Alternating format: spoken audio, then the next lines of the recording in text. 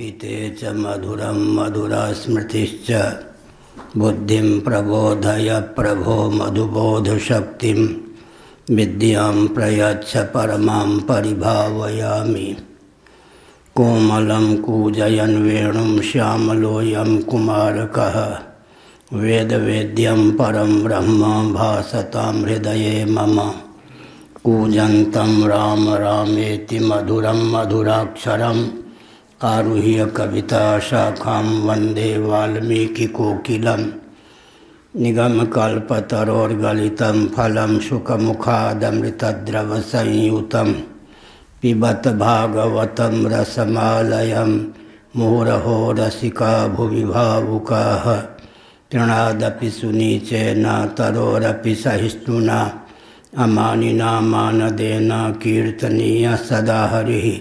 नारायणाखिलगुरो भगवन्नमस्ते शिवाय नमः शिवलिंगाय नमः। तन्मे मनः शिवसंकल्पमस्तु सर्वे भवन्तु सुखिनः। श्रीराम जय जय राम। धर्म की अधर्म का प्राणियों में विश्व का गौ माता की गोहत्या भारत सर्वभूत हृदय धर्म सम्राट श्री स्वामी करपात्री जी महाराज की, श्री जगन्नाथ महाप्रभु की, श्री बलभद्र महाप्रभु की, भगवती सुभद्रा देवी की। हर हर महादेव। गोविंद जय जय गोपाल जय जय।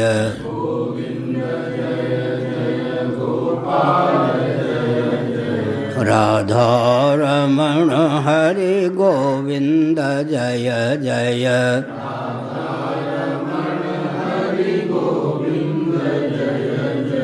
श्री कृष्ण गोविंद हरे मुरारे।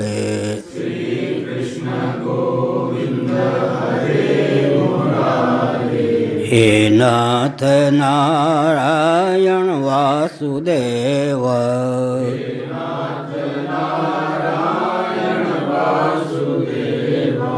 गोविंद जय जय गोपाल जय जय।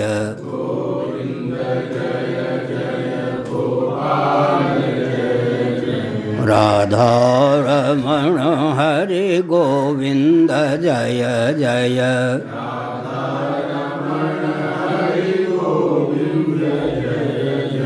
गोविंद जय जय गोपाल जय जय।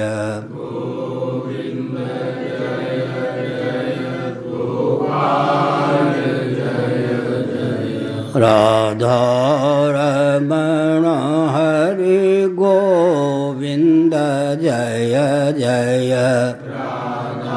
रमण हरि गोविंद जय जय। गोविंद जय जय गोपाल जय जय।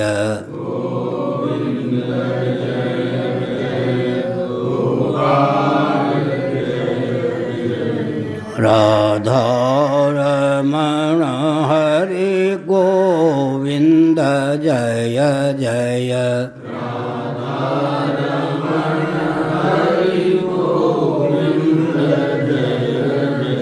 श्री वृंदावन विहारी लाल की जय।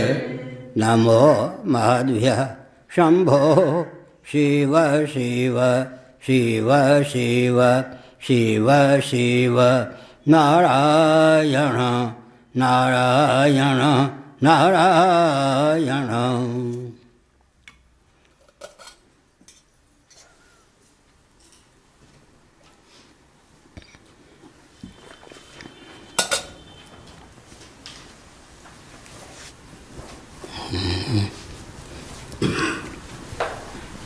कहीं रख दिया।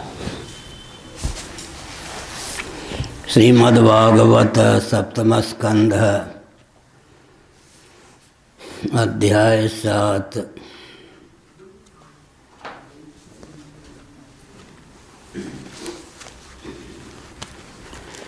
श्लोक 41। यदध्यर्थेह कर्माणि विद्वान् मान्य सकृन्नरः करोत्यतो विपर्यासममोघं विन्दते फलं सुखाय दुःखमोक्षाय संकल्पैः कर्मिणः सदाप्नोति हया दुःखमनिहया सुखावृतः कामान् कामयते काम्यैः यदर्थमिह पुरुषः स वै देहस्तु पारक्यो भङ्गुरो यात्युपैति च नारायण।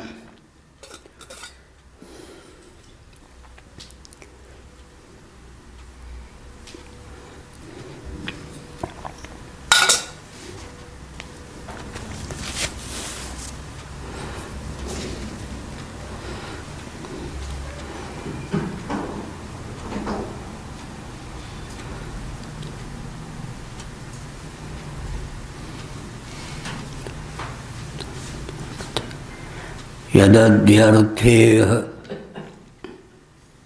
यदर्थ इह पाठांतर है। कर्माणि विद्वान् मान्य सकृन्नरः करोत्यतो विपर्यास ममोघं विन्दते फलम्।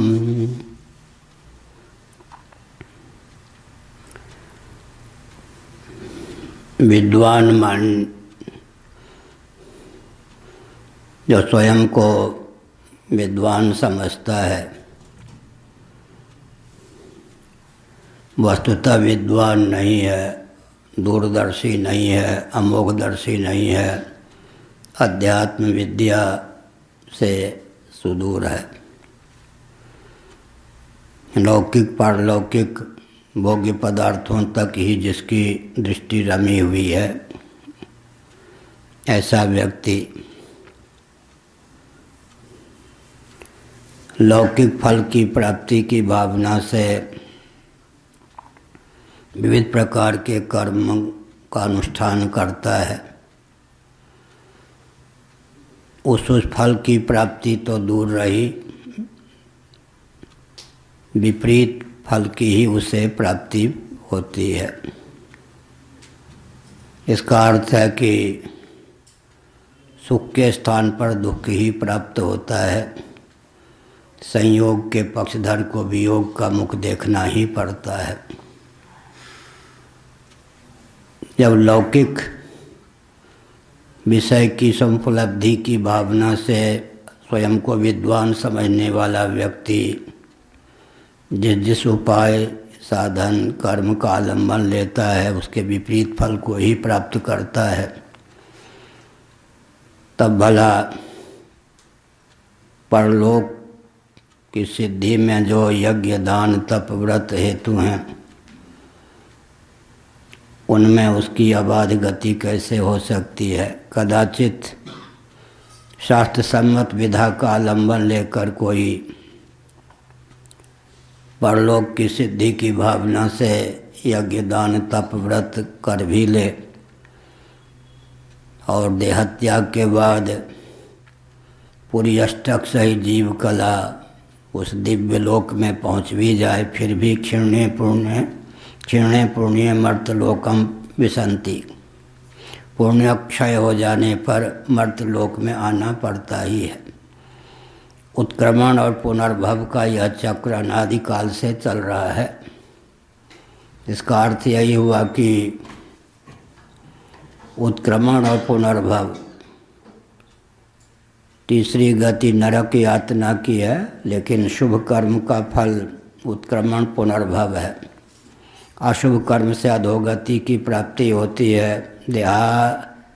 देहांत के बाद नरक की यातना मिलती है, फिर कालांतर में अशुभ योनियों की मर्त्यलोक में प्राप्ति होती है।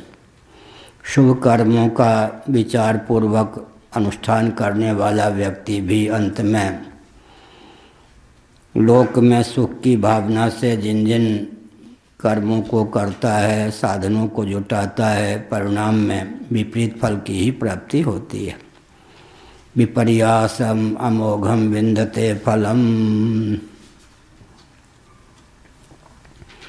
अमोघम का अर्थ है निस्संदेह विपरीत फल ही प्राप्त होता है। अब एक विचित्र बात है, आजकल तो देखने को यह तथ्य सर्वत्र मिल सकता है। विकास की दृष्टि से स्वतंत्र भारत में, अन्य देशों में भी जो जो उपाय अपनाए गए उन्हीं के गर्भ से विनाश होता गया। गरीबी दूर करने के नाम पर जो जो कदम उठाए गए उनके गर्भ से निर्धनता टपक पड़ी। इसका अर्थ यह है कि वेदादि शास्त्रों का आलंबन लिए बिना व्यक्ति दूरदर्शी या मोक्षदर्शी नहीं हो सकता है। भगवत पाद शंकराचार्य महाभाग ने छांदोग्य श्रुति के 8वें अध्याय के भाष्य में एक अद्भुत तथ्य उद्भासित किया कि भौतिकवादियों की दृष्टि केवल वर्तमान तक सीमित रहती है, भूत और भविष्य तक सीमित नहीं जाती, केवल वर्तमान तक सीमित रहती है। इसलिए वह वर्तमान का भी सदुपयोग नहीं कर पाते भौतिकवादी। इसका अर्थ है कि कूप मंडूक होते हैं, कुएं में जो जीवित मेढक होता है, दरदुर खूब फुदकता है, कूदता है, लेकिन उसकी गति कुएं तक है, कुएं के बाहर भी नहीं। कुएं में भी जहाँ तक जल है उससे 1 मीटर ऊपर उछल सकता है, उसी का नाम कूप मंडूक। इसी प्रकार जितने भौतिकवादी होते हैं, भूत और भविष्य में उनकी गति नहीं होती, अतः वे कूप मंडूक के समान होते हैं। उनका कर्म भी बहुत सीमित होता है, दिन रात कर्म करते रहते हैं, लेकिन उन कर्मों का फल बहुत स्वल्प मिलता है, प्रायः विपरीत ही मिलता है। ज्ञान भी उनका सीमित ही होता है। तो ज्ञान और कर्म को परिष्कृत करने की भावना से वेदादि शास्त्रों का आलंबन लेना ही चाहिए। सुखाय दुख मोक्षाय संकल्पयः कर्मिणः सदाप्नोति हया दुख मनिहाया सुखावृतः। बहुत बढ़िया। सुखाय दुख मोक्षाय संकल्पयः कर्मिणः। कर्म की सिद्धि के पीछे जो मनोगत भाव होता है उसका वर्णन बहुत उत्तम ढंग से भक्त प्रवर प्रहलाद ने किया सहपाठियों के सम्मुख। सुखाय दुख मोक्षाय, दुख की निवृत्ति और सुखोपलब्धि की भावना से व्यक्ति की कर्मों में प्रीति प्रवृत्ति परिलक्षित होती है। इस पर बहुत शास्त्रार्थ है दर्शन शास्त्रों में। दुख की निवृत्ति ही क्यों न माने, यहाँ तो दोनों दिया। सुखाय दुख मोक्षाय संकल्पयः कर्मिणः सदाप्नोति हया दुख मनिहाया सुखावृतः। कर्मों में जो प्रीति प्रवृत्ति देखी जाती है उसके पीछे दुख की निवृत्ति सुखोपलब्धि की भावना होती है। जो सुख में निमग्न रहता है उसे ही दुख भी प्राप्त होता है, क्योंकि अभीष्ट विषय और व्यक्ति का जब संयोग होगा तो संयोग का पर्यवसान वियोग में होगा ही, तो दुख प्राप्त करना पड़ेगा। एक तो साधन में कष्ट है, फिर अभीष्ट वस्तु की समुपलब्धि हो गई,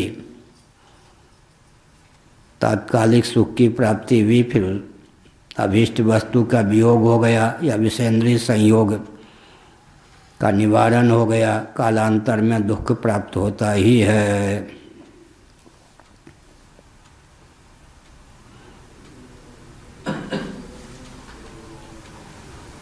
बहुत अच्छा लिखा। सदाप्नोतिहा दुख इहया दुखम अनिहाया सुखावृतः।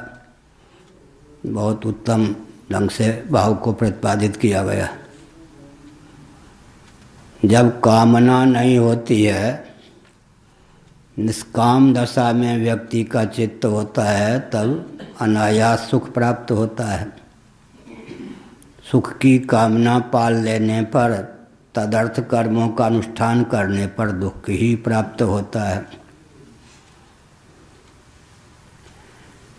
मैं वृंदावन में वेद संस्थान पूज्य स्वामी अखंडानंद महाराज के यहाँ, उसके ऊपर भाग में रहता था। सामने मातृमंडल था, बीच में दीवार थी। तो छत के ऊपर एक पानी की टंकी थी खुली, उसमें जल भरा रहता था। एक दिन मैंने देखा कि एक बंदर आया, पानी पिया, ऐसे उसने किया, उसके शरीर का प्रतिबिंब निर्मल निश्चल जल में पड़ गया। उसने सोचा कि कोई प्रतिद्वंद्वी बंदर आ गया है, खाँव खाँव करने लगा और जल को ऐसे करने लगा, मैंने ये जल में जो बंदर है उसको मारने का प्रयास करने लगा। जल को यूँ यूँ करने लगा, जल चंचल हो गया निर्मल होने पर भी। फिर उसे प्रतिद्वंद्वी बंदर का दर्शन नहीं हुआ। प्रतिद्वंद्वी बंदर कौन था? उसी का प्रतिबिंब। फिर ऐसे लगाया घात, जल स्थिर हुआ, फिर वो बंदर दिखाई पड़ा। अब गली कूची में जब उसके सहयोगी मित्र, पत्नी, बेटे, पोते बंदर थे, वहाँ उस समय अकेले था। उनको हुआ कि कोई हमारे साथी पर, बंधु पर, रिश्तेदार पर आपत्ति आ गई है। वो आपस में बिना रहस्य को समझे झाँव झाँव करने लग गए। 15-20 मिनटों तक ये स्थिति हुई कि आने जाने वाले सब भगने लग गए, जो आवे उन्हीं पे काटने के लिए दौड़े। वो बंदर फिर ऐसे करे तो जल स्थिर हो जाए, स्थिर हो जाए तो फिर उसका प्रतिबिंब पड़ जाए, फिर वो काटने के लिए दौड़े, पानी यूँ करे। हम हंस के ताली बजा रहे थे अपने जगह पर बैठे हुए। यही स्थिति है। क्या अर्थ हुआ? व्यक्ति सोचता है कि कर्म करूँगा तो सुख मिलेगा, लोक में करना भी चाहिए। तो कर्म का संकल्प पालते ही विक्षेप तो होगा ही। अंत में अभीष्ट विषय का अथक परिश्रम करने पर संयोग मिल भी जाए, उस संयोग की दशा में जो एक मनोवैज्ञानिक परिस्थिति की प्राप्ति होती है, उस पर ध्यान नहीं जाता। पंचदशी कारण इस तथ्य को बहुत उत्तम ढंग से उद्भाषित किया है। क्या होता है? वो समझता है अमुक वस्तु के सेवन से सुख मिल रहा है। वस्तु स्थिति क्या होती है? अभीष्ट वस्तु का सेवन करते समय मन विक्षेप शून्य तन्मयता के कारण एकाग्रता युक्त होता है। जो ही मन एकाग्र होता है, स्वभाव से सत्वात्मक है ही, निर्मल भी हो जाता है। निर्मल निश्चल उस अंतःकरण पर सुखमस्यात्मनोरूपम, सुख स्वरूप जो आत्म तत्व है, उसका प्रतिफलन प्राप्त हो जाता है। तो आत्मा जो सुख रूप है, उसी की अभिव्यक्ति शुद्ध और समाहित चित्त के माध्यम से, निर्मल निश्चल चित्त के माध्यम से होती है। इस रहस्य को न जानने वाला फिर क्या करता है? विषयांतर की कामना पाल लेता है। बढ़िया है, पापड़ तो है, कहीं चटनी भी मिल जाए तो और क्या कहना। विषयांतर की कामना पालते ही फिर मन चंचल हो जाता है। इस प्रकार इस रहस्य को नहीं समझ पाता कि अभीष्ट विषय का सेवन करते समय जो चित्त में विक्षेप शून्यता की दशा बनती है, वो निर्मल निश्चल चित्त सुख रूप जो आत्म तत्व है उसका अभिव्यंजक संस्थान बन जाता है। निर्मल निश्चल दर्पण सम्मुख हो तो उस पर मुखचंद्र की अभिव्यक्ति हो ही जाती है। इस रहस्य को न समझने वाला व्यक्ति कामना पालता रहता है, कर्मों में रमा रहता है। कामना और कर्म के कारण उसे दुख पर दुख प्राप्त होता रहता है। अभीष्ट विषय की प्राप्ति के लिए सिरतोड़ परिश्रम करना पड़ता है। अभीष्ट विषय अगर प्राप्त हो जाएं तो उनकी रक्षा के लिए उन परिश्रम करना पड़ता है, उनकी वृद्धि के लिए परिश्रम करना पड़ता है। और अंत में अभीष्ट विषय के संयोग काल में भी जो सुख मिलता है उसका रहस्य न समझने के कारण विषयों की दास्ता, इंद्रियों की दास्ता से व्यक्ति मुक्त नहीं हो पाता। इसका अर्थ यह नहीं है कि उचित प्रयास भोजन आदि के लिए नहीं करना चाहिए, लेकिन तदर्थे खिल चेष्टितम की भावना होनी चाहिए। भगवदर्थ ही सब प्रकार की चेष्टा हो, सब प्रकार के प्रयास हो, भगवत प्राप्ति के लिए ही जीवन समर्पित हो। नारायण विराजी बैठ। सुखाय दुख मोक्षाय संकल्प यह कर्मिणः सदाप्नोति हया दुख मनिहाया सुखावृतः। कर्म में प्रीति प्रवृत्ति के उद्देश्य क्या है? सुखोपलब्धि और दुख की निवृत्ति। व्यक्ति दुख से पिंड छुड़ाना चाहता है निषेधमुख, और सुख की प्राप्ति करना चाहता है विधिमुख। दुख से पिंड छुड़ाकर सुख प्राप्ति की भावना से ही कर्मों में प्रीति प्रवृत्ति परिलक्षित होती है प्राणियों की। लेकिन विचार नहीं कर पाता कि जब किसी विषय की कामना मन में नहीं थी उस समय निसर्ग सिद्ध सुख की अभिव्यक्ति हो रही थी। इसका अर्थ क्या है? निर्मल निश्चल दर्पण के समान चित्त शुद्ध और समाहित था। विक्षेप का आधायक कामना और कर्म से रहित होने के कारण तो स्वाभाविक दृष्टि से जो आत्मस्वरूप है, सुख रूप है आत्म तत्व, सुखमस्यात्मनो रूपम, उसकी उस पर अभिव्यक्ति हो जाती थी।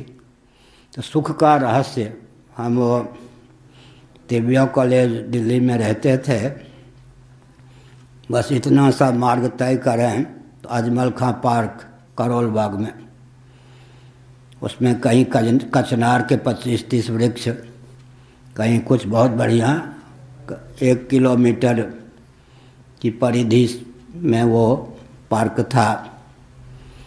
तो रविवार के दिन तो छोटे मोटे व्यापारी थे, उनको छुट्टी होती थी व्यापार की, तो 10 बजे से लगभग 11 बजे तक वो कचनार की वाटिका में आकर बैठ जाते पार्क के खंड में। एक महात्मा एक सिनेमा के गीत लेकिन बहुत सद्भावपूर्वक भक्ति भाव में ढालकर गाते, जब दिल की गली में रोशनी है बाजार में जाके क्या झांके। हम जाके खड़े हो जाते, किसी के श्रोता बैठ के नहीं थे। रविवार के दिन हमारी भी छुट्टी होती विद्यालय की, जब दिल की गली में रोशनी है बाजार में जाके क्या झांके। बहुत बढ़िया निर्मल भाव से वो लोग नृत्य करते, सामान्य कोटि के व्यापारी थे। जब मैं बाबा हुआ, पूज्य स्वामी अखंडानंद महाराज के यहाँ नित्य प्रवचन करता था, तो बाहर एक कूप था, उसमें कुआं। एक दिन हमने देखा कि वह महात्मा उस पर बैठे हैं, हमारा प्रवचन अंदर होता था, सुन रहे। हमने समझ लिया कि वही महात्मा है, परिचय नहीं किया। तो रविवार के दिन में बहुत बढ़िया गाते, जब दिल की गली में रोशनी है बाजार में जाके क्या देखें क्या झांकें। इसका अर्थ क्या है? सुख बाहर से प्राप्त होता है यह भ्रम है। सुख स्वरूप आत्मा ही है, पर प्रेमास्पद है। अन्यों में प्रीति अन्यों के लिए नहीं होती, अपने लिए होती है। अपने में प्रीति किसी अन्य के लिए नहीं होती, आत्मा शेषी है, जगत शेष है। उस सुख की अभिव्यक्ति चाहिए। सुख स्वरूप तो आत्मा ही है, लेकिन आत्मा स्वयं अपने सुख का अर्थात सुखरूपता का, अपनी सुखरूपता का भोग कर सके, भोक्ता बन सके, संभव नहीं। वैयाकरणों के अनुसार कर्म कर्तृ विरोध की प्रसक्ति होगी। तो जैसे अपने मुख का दर्शन करना हो, मुखचंद्र का, तो दर्पण के माध्यम से मुखचंद्र की स्फुट अभिव्यक्ति होती है। निर्मल निश्चल दर्पण सम्मुख हो तो इसी प्रकार चित्त चेतो दर्पण मार्जनम, चैतन्य महाप्रभु ने शिक्षाष्टक में यह भाव व्यक्त किया। चेतो दर्पण मार्जनम, अंत में क्या कहा? श्री कृष्ण संकीर्तनम।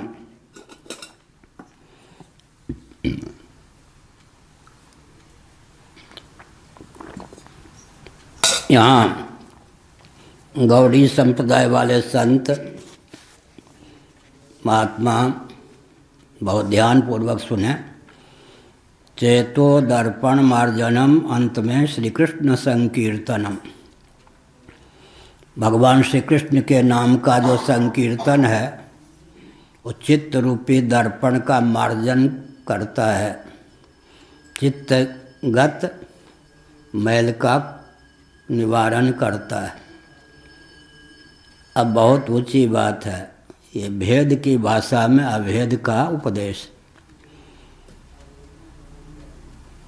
दूसरे के मुख को देखने के लिए दर्पण चाहिए या अपने मुख को देखने के लिए? दूसरे के मुख को देखने के लिए नेत्र ही पर्याप्त हैं। अपने मुख को देखने के लिए नेत्र और दर्पण दोनों की अपेक्षा है। अब अगर चैतन्य महाप्रभु की दृष्टि में श्री कृष्ण भगवान आत्मस्वरूप न होते तो उनके दर्शन के लिए चित्त को दर्पण कहने की क्या आवश्यकता होती है? मुकुर मलिन पुनि नयन विहीना, राम रूप देखई किमि दीना। तुलसीदास जी महाराज ने दीन किसको कहा? यहाँ पर जो भीख मांग के पाता है, बाबा है, उसको दीन नहीं कहा। मुकुर मलिन, चित्त रूपी दर्पण जिसका मलिन है, और नयन विहीना, भगवान को देखने के लिए कितने नेत्र चाहिए? हमारे पास 3 नेत्र हैं, हम सब के सब शिव हैं, रुद्र हैं। ज्ञान वैराग्य और भक्ति त्रिनेत्र है या नहीं? कौन ऐसा व्यक्ति है जिसके पास तीनों नेत्र न हो, ज्ञान वैराग्य और भक्ति? तो भव को देखने के लिए कौन से नेत्र चाहिए? ज्ञान और वैराग्य। भगवान को देखने के लिए ज्ञान और भक्ति। और संसारी व्यक्ति वैराग्य रूपी नेत्र भगवान की ओर कर देते हैं और भक्ति रूपी नेत्र और ज्ञान रूपी नेत्र जगत की ओर कर देते हैं। वैराग्य रूपी नेत्र से भगवान को देखेंगे क्या? भगवान वैराग्यास्पद हैं क्या? परमानंद स्वरूप हैं। यही मुकुर मलिन, दोहरा दोष। अगर मुकुर स्वच्छ भी हो, नेत्रों से कोई विहीन हो, तो अपना मुखचंद्र कैसे देखेगा?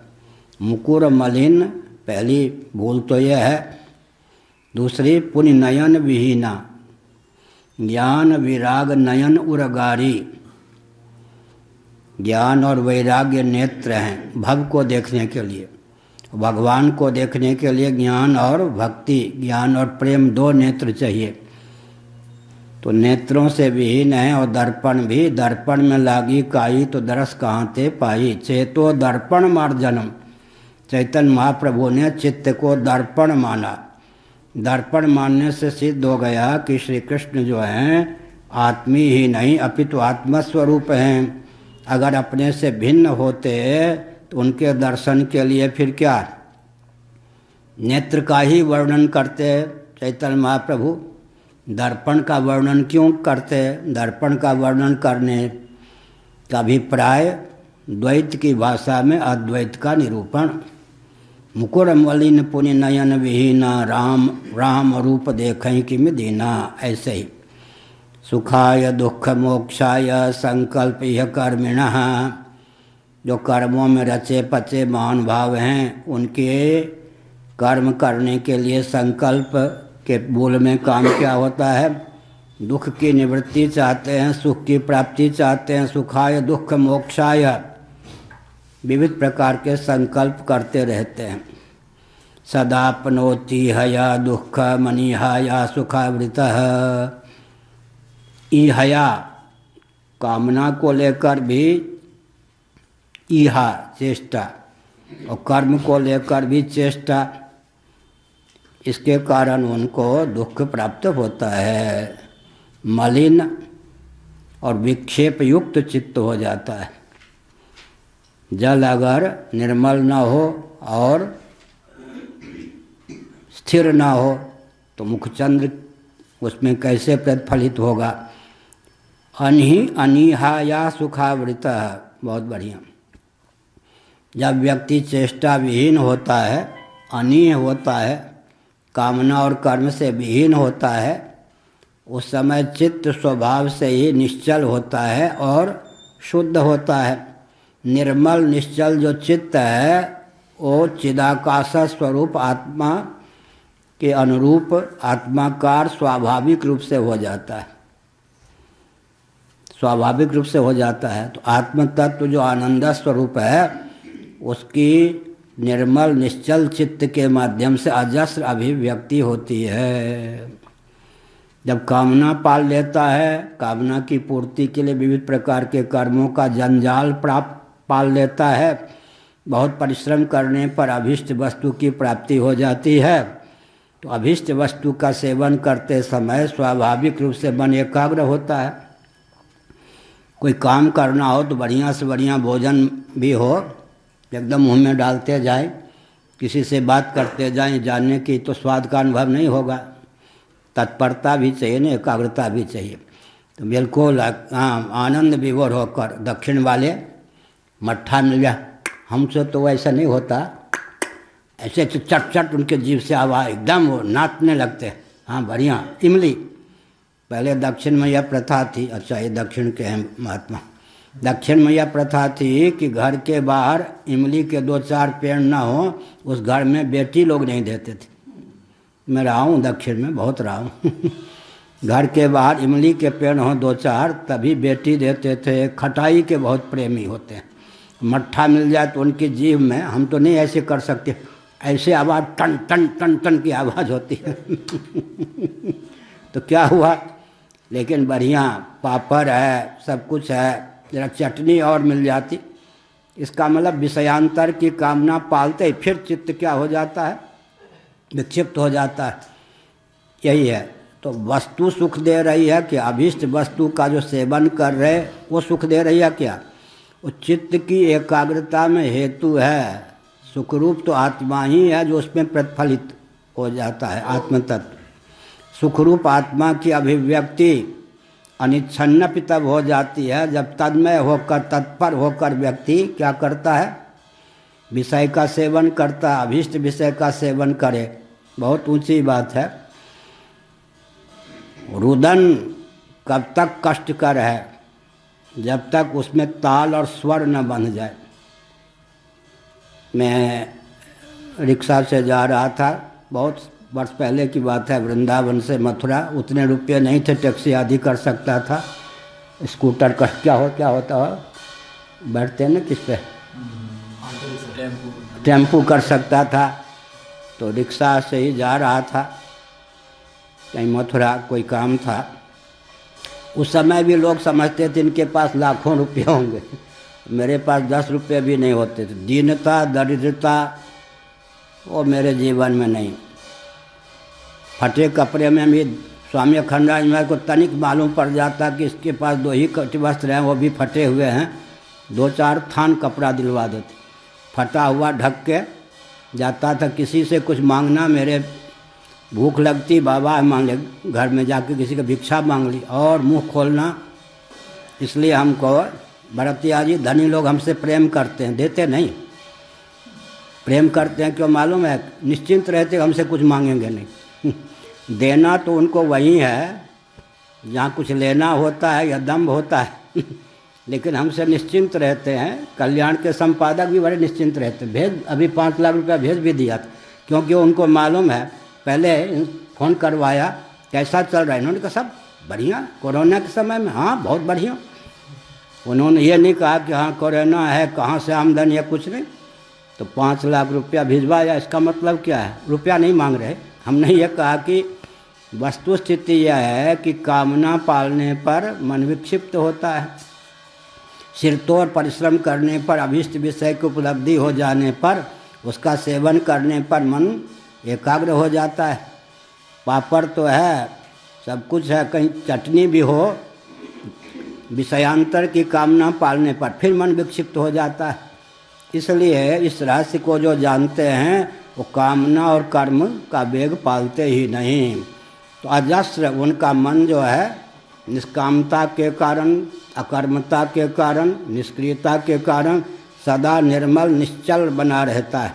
तो सुख रूप जो आत्मा है वो निर्मल निश्चल दर्पण पर, चित्त रूपी दर्पण पर अजस्र रीति से बरसता रहता है। इसका उदाहरण दे दें, गाढ़ी नींद में कामना और कर्म से विहीन हम होते हैं या नहीं? हमारा चित्त कैसा होता है गाढ़ी नींद में? न कामना है न कर्म है। गाढ़ी नींद में किसी द्वंद्व की पहुंच है हम तक? भूख की, प्यास की, सर्दी की, गर्मी की, राग की, द्वेष की, काम की, क्रोध की, किसी द्वंद्व की, किसी मनोविकार की पहुंच गाढ़ी नींद में हम तक नहीं है। तो दुख की पहुंच है? नहीं। जब तक अहम है तभी तक द्वंद्व है, जब तक द्वंद्व है तब तक दुख है ही। अहंकार के सो जाने पर गाढ़ी नींद में सर्दी, गर्मी, भूख, प्यास और जितने मनोविकार हैं, काम, क्रोध, लोभ इत्यादि, किसी की पहुंच नहीं। उस समय हमको स्वभाव से सुख प्राप्त होता है। एक विचित्र बात, कामना और कर्म से विहीन सुषुप्ति में सुख प्राप्त होता है। अब जो तमोगुण की अवस्था है, कहीं विशुद्ध सत्व के कारण या सत्व की प्रगल्भता के कारण कामना और कर्म जो हैं निरस्त हो जाएं, तब तो क्या कहना, उसका नाम फिर समाधि है। उस समाधि और सुषुप्ति में सुख की अभिव्यक्ति, अजस्र सुख की अभिव्यक्ति का रहस्य क्या है? कामना और कर्म विहीनता, कामना और कर्म विहीन। अनीहाया सुखावृतः, चेष्टा रहित दशा में जो आनंद मिलता है, सुख मिलता है, उससे बेचारे दूर हो जाते हैं। कामना के कारण फिर दुख की प्राप्ति होती है। तो यही बात है, पंख में पाँव डालो फिर उसे धोवो। तो जो तत्वज्ञ मनीषी होते हैं न कामना पालते न कर्म को पालते हैं। कामना और कर्म से विहीन हो गए तो सुषुप्ति के समान सुख की अजस्र अभिव्यक्ति होने लग गई। अब रह गई अविद्या। गाढ़ी नींद में कामना और कर्म की निवृत्ति हो जाती है, लेकिन अविद्या तो शेष रहती है। कहीं आत्मानुरूप आत्मा को जान लिया तो अविद्या भी निरस्त हो गई। अविद्या, काम और कर्म तीनों से विहीन जीवन हो गया तो क्या हो गया? जीवन मुक्त, जीवत मुक्त, जीवन मुक्त, जीवन काल में ही मुक्त हो गए। सुखाय दुख मोक्षाय संकल्प यह कर्मिणः सदाप्नोति हया दुख मनिहाया सुखावृतः। अनीह दशा में इहा कामना कर्म की निवृत्ति की दशा में जो सुख स्वभाव से प्राप्त होता है, उस पर पानी फिर जाता है, वो समावृत हो जाता है। सुखोपलब्धि के रहस्य को जो समझते हैं, सुख स्वरूप आत्मा ही है। लेकिन मिश्री को मिश्री का स्वाद कैसे लगे? कमल में जो पराग मकरंद है उसका आस्वादन भ्रमर तो कर सकता है, मधुप तो कर सकते हैं, कमल को कैसे हो? अगर हम सुखरूप ही हैं और हैं ही, पर प्रेमास्पद होने के कारण, परम प्रीति का विषय होने के कारण आनंद स्वरूप ही हैं, तो स्वयं के आनंद का स्वयं भोक्ता कैसे होंगे? इसीलिए चित्त भगवान ने हमको दिया है। चित्त जो है अंतःकरण, उस पर सुखरूप आत्मा की अभिव्यक्ति अजस्र हो, इसलिए कामना और कर्म से विहीन कर दें और चित्त सापेक्ष भी आनंद न माने। अगर मुख ही ना होता तो दर्पण के माध्यम से मुखचंद्र की अभिव्यक्ति कैसे होती। अगर आत्मदेव में स्वयं सुखरूप ना होता तो निर्मल निश्चल चित्त के माध्यम से अभिव्यक्ति कैसे होती सुख की। इस प्रकार कौन बोल रहे? प्रहलाद। कितनी आयु थी? 6 वर्ष की, 5 वर्ष की। देखिए, घर का वातावरण तो वही था, मारो पीटो हिरण्यकशिपु। फिर कहाँ से आ गया? माँ के गर्भ में थे। देवर्षि नारद का जो उपदेश प्राप्त हुआ गर्भगत शिशु को, उसका प्रभाव ये हो गया। कामान कामयते काम्यैर् यदर्थमिह पुरुषः स वै देहस्तु पारक्यो भंगुरो यात्युपैति च। 43वां श्लोक।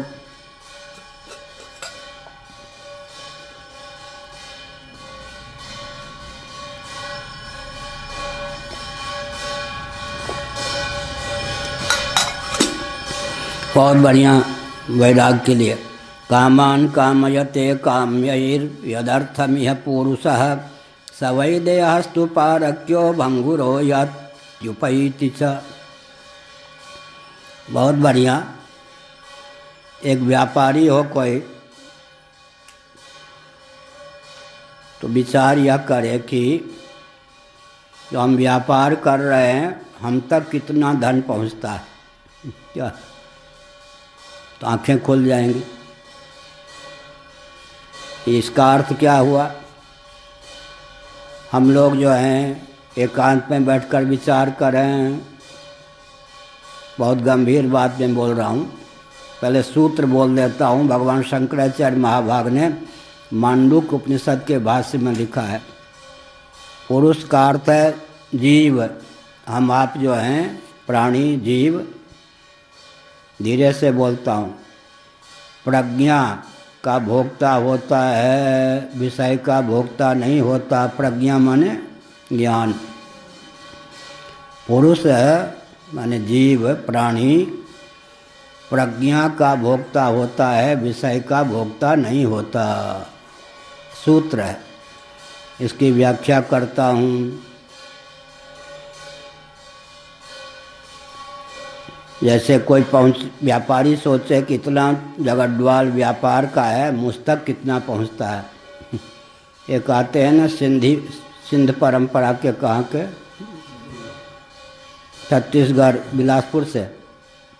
वो कहते महाराज बेटी की शादी कर दी, बस 2 ही हैं, हम और हमारी पत्नी। दिन रात रचे रहते हैं, कपड़े का थोक व्यापारी हैं। 25,000 से ज़्यादा खर्चा हम दोनों पर, नौकर चाकर मिला के कुछ नहीं है। तृष्णा देखिए, दिन रात रचे हैं, पचे हैं, दिमाग नीचे वाले सब खा लेते हैं। भाई साझे में भी वो दबा लेता है, सब जानता हूँ, लेकिन क्या करें, गोरख धंधा पाले बिना नहीं रह जाता। जब बहुत कष्ट होता है तो भग के आपके पास आ जाता हूँ। एक बहुत बड़ा कोई व्यापारी था बहुत साल पहले, वो कहता था भिवानी में 74-75 की बात हो, कहाँ, हरियाणा में, महाराज आपको मैं धन क्या दूँ, कभी 2 रुपया नहीं दूंगा। तो मैंने कहा मांगा क्यों? मैंने जिस धन ने हमको रुला दिया वो धन आपको दूंगा। अरे राम, धन तो रुलाने वाला बहुत चतुर था। जिस धन ने हमको रुला दिया, महाराज बेटे को मार दिया गया विष देकर, और साले सब संपत्ति खा रहे हैं। पत्नी जो है वो मायके की पक्षधर हो गई है। दिन रात कमाता हूँ, खाते कोई और हैं। रोना होता है तो आपके पास आ जाता हूँ। जिस धन ने हमको रुला दिया उस धन से 2 रुपया भी आपको कभी नहीं दूंगा, लेकिन कष्ट होगा तो रोने आऊँगा आपके पास। हमने कहा बिल्कुल ठीक बात है। यहाँ बहुत बढ़िया। मैंने क्या वाक्य कहा? पुरुष प्रज्ञा का भोक्ता होता है, विषय का भोक्ता नहीं होता। नीचे वाले दलाल ही सब खा जाते हैं, हम तक क्या पहुंचता है? मोटी भाषा में उदाहरण के लिए, सारा संसार हम तक पहुंचना चाहे सारा संसार हम तक पहुंचना चाहे तो कैसे पहुंचेगा? लुढ़कता पुढ़कता संसार हम तक पहुंचना चाहे पहुंचता ही है, कैसे पहुंचता है? संसार हम तक पहुंचता है कैसे है, इस पर विचार करें। शब्द स्पर्श रूप रस गंध उनके अभिव्यंजक संस्थान होकर कचौरी मालपुआ रबड़ी खाजा कुछ भी हमारे तक पहुँचे है, उसका ग्रहण हम कैसे करेंगे? 5 ज्ञानेंद्रियों के माध्यम से उसका कुछ विभाग शब्द बन जाएगा, कुछ स्पर्श बन जाएगा, कुछ रूप बन जाएगा, कुछ रस बन जाएगा, कुछ गंध के रूप में परिणत होगा। दीर्घ शास्कुली का उदाहरण दिया मधुसूदन सरस्वती महाभाग ने। मान लो खाजा है, ऐसे पकड़े हैं, तो खाजे की पहुँच हम तक कैसे होगी? कट शब्द के रूप में। और त्वक इंद्रिय में भी तो स्पर्श है, और हाथ से छू रहे हैं जो स्पर्श के रूप में, आँखों से रूप का दर्शन कर रहे हैं, शब्द स्पर्श रूप। रसना रसनेन्द्रिय से जिह्वा से रस का, और नासिका से भिन्न भिन्न गंध का। तो खाजे की पहुँच किन रूपों में हुई? शब्द स्पर्श रूप रस गंध 5 ज्ञानेंद्रियों के माध्यम से खाजे की पहुँच 5 रूप में। 5 का पर्यवसान किस में हुआ? शब्द ज्ञान, स्पर्श ज्ञान, रूप ज्ञान, रस ज्ञान, गंध ज्ञान, ज्ञान में हुआ ना, ज्ञान में हुआ। हमारे और शब्द के बीच में हमारा साक्षात भोग्य शब्द बना या ज्ञान? ज्ञान बना ना। ऐसे शब्द ज्ञान, शब्द है पराक बाह्य, ज्ञान है प्रत्यक्ष। हम तक क्या पहुंचा जी? जो हम हैं। आत्मा ज्ञान स्वरूप है, सारा संसार आत्मा की ओर पहुंचना चाहे तो क्या होगा? ज्ञान स्वरूप होकर ही अपने को ढाल देगा। पुरुष माने जीव ज्ञान का भोक्ता होता है। मीठा कहा अंगार, अंगार चकोर जो है वो अंगार को चबाता है। ऐसे हम जो जीव हैं, वो जो रसगुल्ला क्या क्या होते हैं, खाजा, ये सब मोहन भोग, ये सब कौन? बीच के दलालई तक देहेंद्रीय प्राणांतःकरण का इनसे पोषण होगा ना। क्षण करके विषय हमारे पास क्या आएगा जी? जो हम हैं हम तक उसी की पहुंच हो सकती है, ज्ञान की। शब्द ज्ञान में शब्द के हम भोक्ता होते साक्षात या ज्ञान के? ज्ञान के। स्पर्शक ज्ञान में हम स्पर्श के साक्षात भोक्ता होते हैं या ज्ञान के? रूपक ज्ञान में हम साक्षात रूप के भोक्ता होते हैं या ज्ञान के?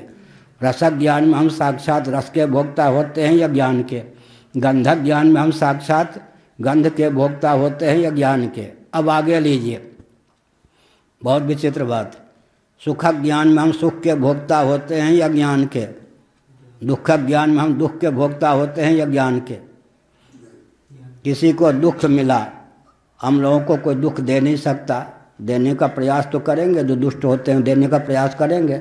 दुख नहीं मिल सकता, क्यों नहीं मिल सकता? दुख अधिक दुख देता है या मैं दुखी हूँ, यह ज्ञान अधिक दुख देता है। दुख व्यक्ति को अधिक दुख देगा या दुख मैं दुखी हूँ, यह ज्ञान दुख देगा, वह ना। दुख दुख ज्ञान और हम, दुख है बाहर, उसकी अपेक्षा अंदर कौन है? दुख ज्ञान, फिर हम हैं। अब क्या है? उस दुख को आत्मा तक मत ले आइए, दुख ज्ञान पर दृष्टि डालिए, तो दुख का पर्यवसान ज्ञान में होगा या दुख में होगा? ज्ञान में होगा या नहीं? दुख का पर्यवसान दुख में होगा या ज्ञान? और कहीं हमने अपने को दुखी समझ लिया, दुख को अपने साथ मढ़ लिया, तो दुखी हो जाएंगे। सुख ज्ञान, अच्छा, तो शब्द की हम तक पहुँच है या शब्द ज्ञान की? स्पर्श की हम तक पहुँच है या स्पर्श ज्ञान की? रूप की हम तक पहुँच है या रूपक ज्ञान की? रस की हम तक पहुँच है या रस ज्ञान की? गंध की हम तक पहुँच है या गंधक ज्ञान की? शत्रु की हम तक पहुँच है या शत्रु के ज्ञान की? सुख की हम तक पहुँच है या सुख ज्ञान की? दुख की हम तक पहुँच है या दुख ज्ञान की? मोह की हम तक पहुँच है या मोह ज्ञान की? अज्ञान की हम तक पहुँच है या अज्ञान के ज्ञान की?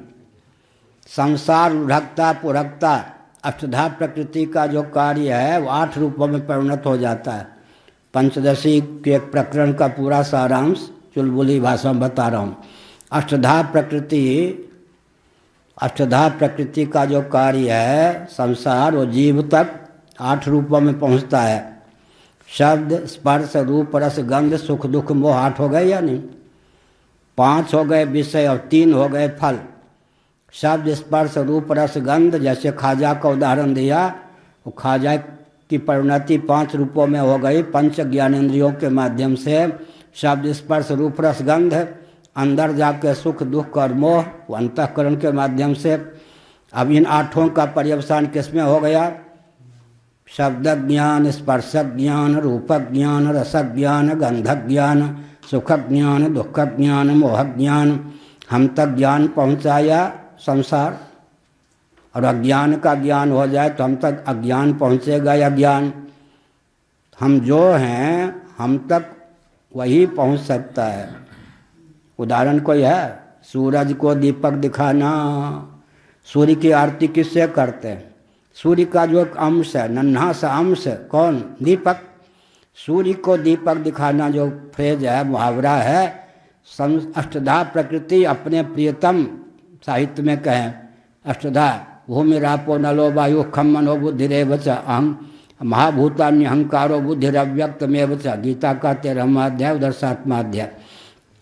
अष्टधा प्रकृति अपने प्रियतम पुरुष की आरती उतारने के लिए चलती है। तो सूरज को, सूर्य को दीपक दिखाने के समान स्वयं विरक्ति पुरक्ति ज्ञान ही हो जाती है।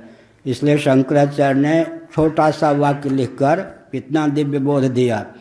पुरुष, प्राणी, जीव, हम लोग किसके भोक्ता होते हैं? प्रज्ञा के भोक्ता होते हैं, विषय के भोक्ता होते ही नहीं।